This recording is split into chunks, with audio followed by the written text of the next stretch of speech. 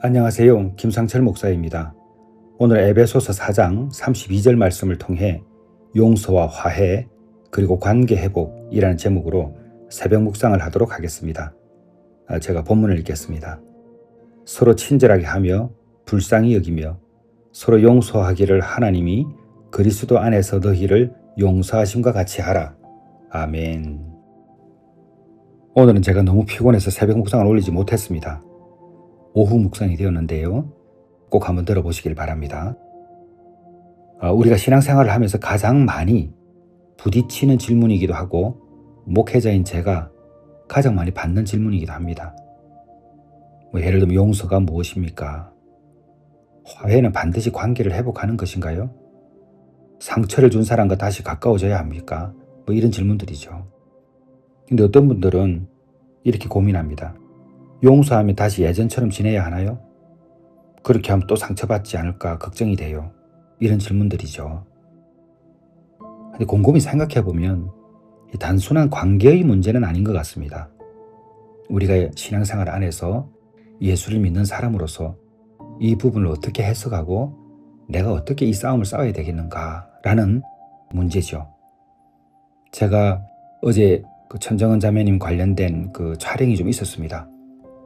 워낙 정은 자매가 가까이 지냈던 분들과의 만남이었기 때문에 여러 대화를 나누는 중에 천정은 자매도 이 부분에 대해서 굉장한 고민들이 있었고 회심한 이후에 내가 어떻게 사람들을 관계해야 되겠는가라는 생각들을 이제 정리한 그런 삶들을 우리가 나눴습니다. 그래서 오늘 제가 전하는 부분들은 우리보다 먼저 산 사람이죠. 이런 분들의 삶이 예수님 안에서 어떻게 이 고민들을 이제 하고 이겨내고 살아왔는지 그 부분들을 함께 적용해서 하는 메시지이니까 잘 들어보시길 바랍니다. 우리는 보통 용서를 이렇게 생각합니다. 상대를 받아주는 것, 다시 또 잘 지내는 것, 이렇게 생각하죠. 용서하면 잘 지내야 되는가? 그래서 그런 질문이 나오는 거죠. 근데 성경은 용서 자체를 그렇게 정의하지 않습니다. 에베소서 4장 32절 오늘 본문 말씀 보게 되면 서로 친절하게 하며 불쌍히 여기며 서로 용서하기를 하나님이 그리스도 안에서 너희를 용서하심과 같이 하라. 이렇게 되어 있죠. 그러니까 여기 중요한 게 뭐냐면 하나님이 나를 어떻게 용서하셨는가라는 부분이 더 중요합니다. 이게 이제 선행되어야지 우리가 용서에 대해서 좀 더 알 수 있는 거죠. 하나님의 용서는 내가 변해서 시작된 것이 절대 아닙니다. 그리고 내가 자격이 있어서 용서를 할 수 있는 자격이 주어진 것도 아니죠. 그러니까 용서는 하나님이 먼저 사랑하시고 먼저 용서하셨다라는 그 전제, 그것을 우리가 알아야 됩니다. 그러니까 용서는 상대의 반응에 따라서 결정되는 것이 아니죠. 그러니까 우리가 예수님 안에서 계속 제가 매일 새벽 묵상을 통해서도 이렇게 여러분에게 전합니다마는 인생의 주인이 누구인가에 따라서 결정이 됩니다. 그러니까 내 안의 주인이 누구인가에 따라서 용서가 결정이 된다고 볼 수 있죠. 우리가 용서하지 못하는 이유가 있습니다. 내가 주인이기 때문이죠. 여러분, 내 힘으로 용서할 수 있는 게 아닙니다. 용서는 절대 내 힘으로 할 수 없습니다. 내가 주인이 되면 내가 판단하죠. 내가 기준이 되죠. 내가 옳아야 합니다.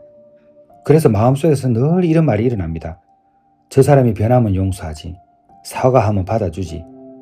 내가 주인이 된 것입니다.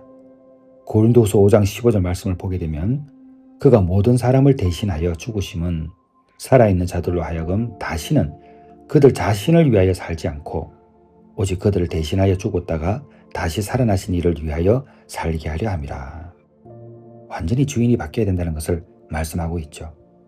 그래서 용서는 감정의 문제가 아니고 내 인생의 주인이 누구인가 라는 것이 먼저 전제될 때에 용서를 말할 수 있다는 겁니다. 다시 말씀드리죠. 용서는 사람의 힘으로 할 수 있는 게 아닙니다. 그리고 화해는요. 화해는 관계 회복이 아닙니다. 많은 사람들이 오해하죠. 두 사람이 아주 다투다가 화해를 했다. 그럼 다시 가까워져야 되는가? 용서했으면 관계를 회복해야 되는가? 아니요. 전혀 그렇지 않습니다. 화해하고 용서해서 다시 가까워지지 않아도 됩니다. 성경은 그렇게 말하지 않죠. 로마서 12장 18절에 할 수 있거든 너희로서는 모든 사람과 더불어 화목하라. 여기서 중요한 표현이 뭡니까? 할 수 있거든이잖아요. 너희로서는. 그러니까 모든 관계가 동일하게 회복될 수 있는 것은 아니다는 이야기죠. 할 수 있거든. 그러니까 상대의 반응과 상황도 고려되어야 합니다. 그래서 화해라는 것은 관계의 거리, 이게 아니고 마음의 상태입니다. 내가 저 사람과 화해했다라는 것은 거리가 좁혀지고 다시 연결되고 이게 아니라 내 마음의 상태를 말하는 겁니다. 그래서 진짜 화해라는 것은 마음 안에서 싸움이 끝나는 것이죠. 상대가 여전히 변하지 않고 있음에도 불구하고 내 안에서 미움이 사라지고 정죄가 사라지고 억울함이 내려놓는 상태가 바로 화해입니다. 골로새서 3장 13절 말씀에 누가 누구에게 불만이 있거든 서로 용납하여 피차 용서하되 주께서 너희를 용서하신 것 같이 너희도 그리하고, 그러니까 용납이죠. 때로는 간과 이렇게도 말합니다. 그러니까 용납은 상대를 인정하는 뜻이 아니죠. 용납은 하나님께 맡긴다는 겁니다. 간과는 뭡니까? 지나쳐주는 거예요. 그것은 바로 하나님께 맡기는 그 마음에서 가능한 것입니다. 어떤 분들은 이렇게 생각합니다. 거리를 두면 사랑이 아닌 것 같고 경계를 세우면 그 사람에 대한 믿음이 사라진 것 같고, 그러니까 절대 그렇지 않습니다. 예수님도 모든 사람과 동일하게 관계하지 않으셨습니다. 어떤 사람과는 가까이 하셨고 어떤 사람과는 거리를 두셨고 어떤 사람에게는 아예 침묵하셨습니다. 그게 바로 우리가 신앙생활을 하면서 배우게 되는 것이죠.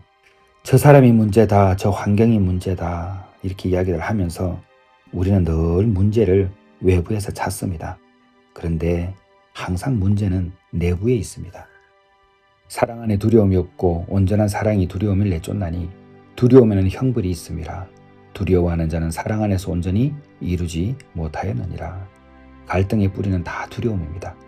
다시 상처받을까 봐서, 다시 무시당할까 봐서, 내가 손해볼까 봐서, 그래서 방어하고 공격하고 닫아버리는 것이죠. 그래서 우리가 예수님을 바로 믿는 게 아주 중요합니다.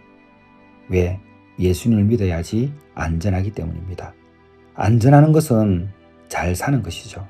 우리가 가장 잘 사는 것은 안전한 겁니다. 돈이 많아서 잘 사는 건 절대 아니죠. 잘 사는 것의 반대는 못 사는 거죠. 못 산다는 것은 뭡니까? 살지 못하는 거니까 죽는 거 아닙니까?